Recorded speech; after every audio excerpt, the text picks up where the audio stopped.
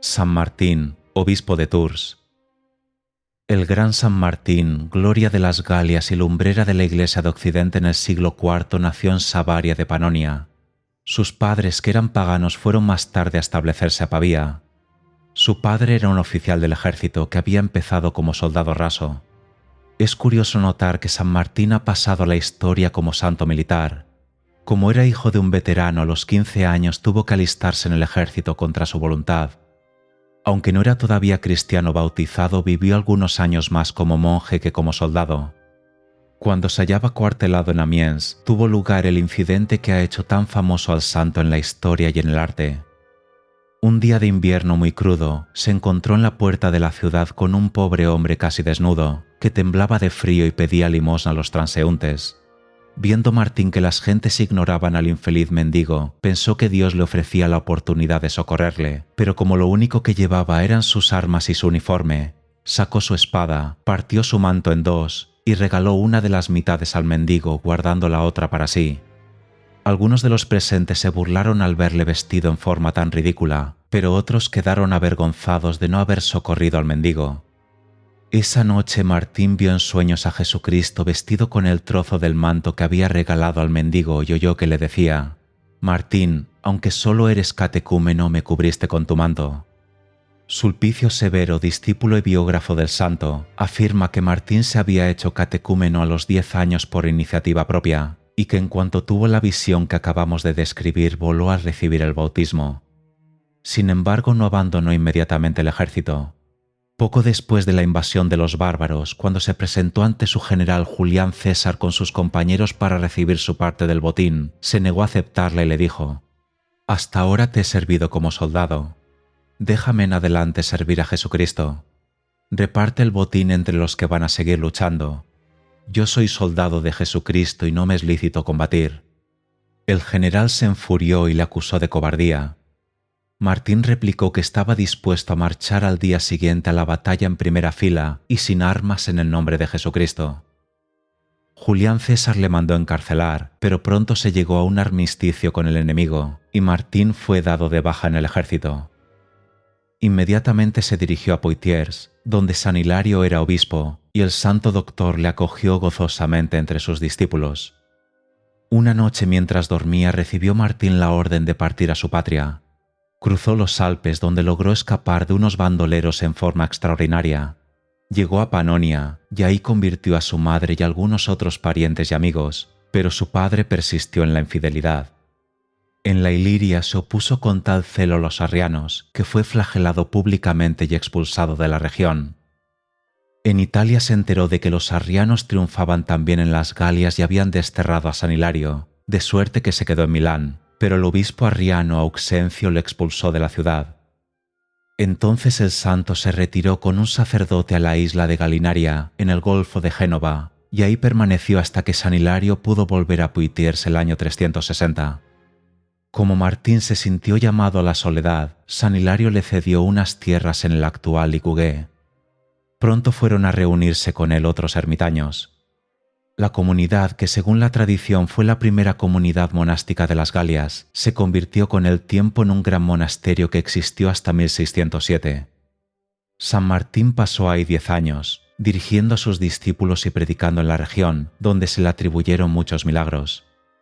Hacia el año 371 los habitantes de Tours decidieron elegirle obispo, y como se negó a aceptar el cargo, los habitantes de Tours le llamaron con el pretexto de que fuese a asistir a un enfermo, y aprovecharon la ocasión para llevarle por la fuerza a la iglesia. Algunos de los obispos a quienes se había convocado para la elección arguyeron que la apariencia humilde e insignificante de Martín le hacía inepto para el cargo, pero tanto el pueblo como el clero no hicieron caso de tal objeción. San Martín siguió viviendo como hasta entonces. Al principio fijó su residencia en una celda de las cercanías de la iglesia, pero como los visitantes le interrumpían constantemente, acabó por retirarse a lo que fue más tarde la famosa abadía de Marmoutier. El sitio, que estaba entonces desierto, tenía por un lado un abrupto acantilado y por el otro un afluente del Loira. Al poco tiempo habían ya ido a reunirse con San Martín 80 monjes y no pocas personas de alta dignidad. La piedad, los milagros y la celosa predicación del santo hicieron decaer el paganismo en Tours y en toda la región. San Martín destruyó muchos templos, árboles sagrados y otros objetos venerados por los paganos. En cierta ocasión, después de demoler un templo, mandó derribar también un pino que se erguía junto a él. El sumo sacerdote y otros paganos aceptaron derribarlo por sí mismos, con la condición de que el santo que tanta confianza tenía en el Dios que predicaba, aceptase colocarse junto al árbol en el sitio que ellos determinasen.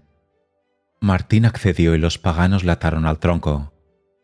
Cuando estaba a punto de caer sobre él, el santo hizo la señal de la cruz y el tronco se desvió. En otra ocasión, cuando demolía un templo de Antun, un hombre le atacó espada en mano.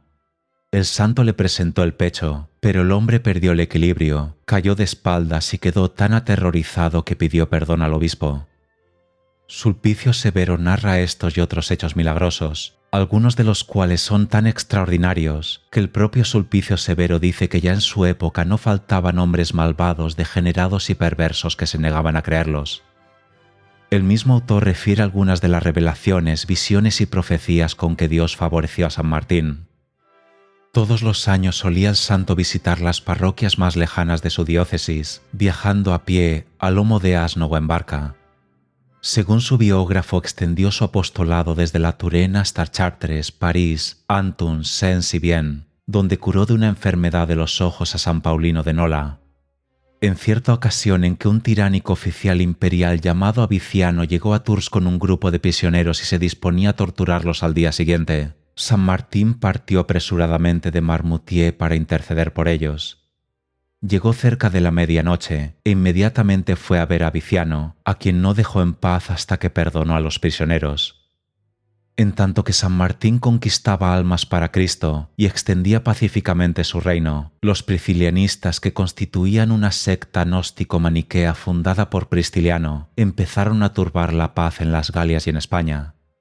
Pristiliano apeló al emperador Máximo de la sentencia del Sínodo de Burdeos, pero Itacio, obispo de Osanova, atacó furiosamente al hereje y aconsejó al emperador que le condenase a muerte.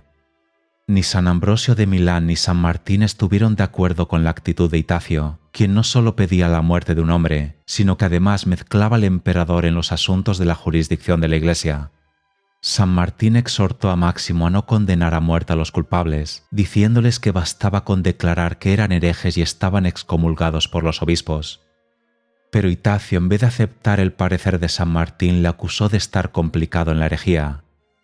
Sulpicio Severo comenta a este propósito que esa era la táctica que Itacio solía emplear contra todos aquellos que llevaban una vida demasiado ascética para su gusto. Máximo prometió por respeto a San Martín que no derramaría la sangre de los acusados, pero una vez que el santo obispo partió de Tréveris, el emperador acabó por ceder y dejó en manos del prefecto Evodio la decisión final. Evodio, por su parte, viendo que Pristiliano y algunos otros eran realmente culpables de algunos de los cargos que se les hacían, los mandó decapitar. San Martín volvió más tarde a Tréveris a interceder tanto por los priscilianistas españoles, que estaban bajo la amenaza de una sangrienta persecución, como por dos partidarios del difunto emperador Graciano. Eso le puso en una situación muy difícil, en la que le pareció justificado mantener la comunión con el partido de Itacio, pero más tarde tuvo ciertas dudas sobre si se había mostrado demasiado suave al proceder así. San Martín tuvo una revelación acerca de su muerte y la predijo a sus discípulos, los cuales le rogaron con lágrimas en los ojos que no los abandonase. Entonces el santo oró así: «Señor, si tu pueblo me necesita todavía, estoy dispuesto a seguir trabajando. Que se haga tu voluntad». Cuando le sobrecogió la última enfermedad, San Martín se hallaba en un rincón remoto de su diócesis. Murió el 8 de noviembre del año 397. El 11 de noviembre es el día en que fue sepultado en Tours. Su sucesor, San Bricio, construyó una capilla sobre su sepulcro. Más tarde fue sustituida por una magnífica basílica. La Revolución Francesa destruyó la siguiente basílica que se construyó ahí. La actual iglesia se levanta en el sitio en que se hallaba el santuario saqueado por los hugonotes en 1562. Hasta esa fecha, la peregrinación a la tumba de San Martín era una de las más populares de Europa. En Francia hay muchas iglesias dedicadas a San Martín, y lo mismo sucede en otros países.